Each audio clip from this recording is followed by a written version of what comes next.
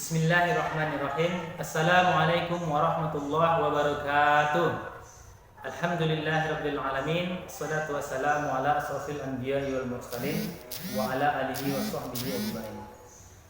Puji syukur kita ucapkan kepada Allah Subhanahu wa taala yang telah melimpahkan rahmat dan karunia-Nya kepada kita semua sehingga kita bisa bersama-sama menjalankan ibadah puasa ini dengan khusyuk. Salawat berangkaikan salam tak lupa kita ucapkan kepada Nabi Muhammad sallallahu alaihi wasallam bil lafaz Allahumma shalli ala Muhammad wa ala ali Muhammad. Bapak Ibu sekalian yang dirahmati Allah Subhanahu wa taala, puasa tidak hanya dilakukan oleh manusia saja.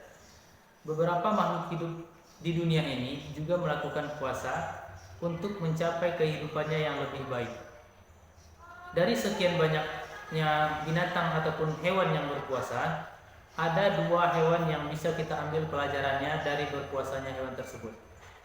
Yang pertama diantaranya yaitu adalah ular. Ular ketika ingin mengganti kulitnya, ia harus berpuasa beberapa hari untuk menaikkan suhu badannya. Ketika suhu badannya sudah naik, maka si ular ini akan berganti kulit menjadi kulit yang baru. Namun si ular ini ketika setelah berpuasa dan berganti kulit, yang namanya ular tetaplah ular.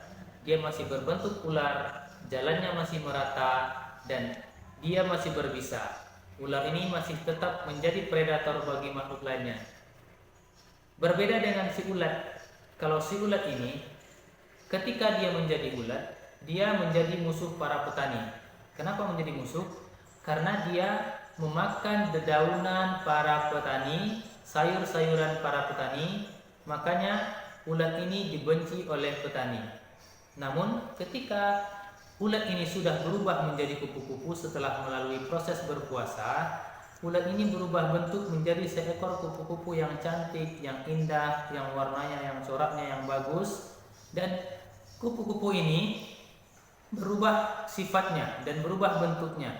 Dari yang pertamanya dibenci oleh para petani, sampai akhirnya ketika ulat ini menjadi kupu-kupu, dia menjadi pembantu ataupun penolong para petani untuk penyerbukan tanaman-tanaman para petani ini. Nah, dari kedua sifat ataupun puasa hewan ini bisa kita ambil hikmahnya. Apakah kita berpuasanya seperti ular ataupun kita berpuasanya seperti kupu-kupu?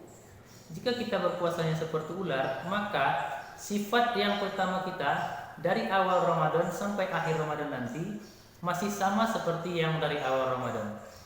Namun ketika kita meniru gayanya puasa si kupu-kupu ini, dari awalnya ulat yang dibenci oleh petani sampai menjadi kupu-kupu yang menjadi para pembantu petani atau penolong petani. Artinya setelah berpuasa, sifat kita berubah lebih baik dari sebelumnya. Nah, jadi itulah pelajaran yang bisa kita ambil dari puasanya makhluk hidup antara hewan, ular, dan kupu-kupu. Semoga bisa menjadi pelajaran bagi kita semua. Assalamualaikum warahmatullahi wabarakatuh.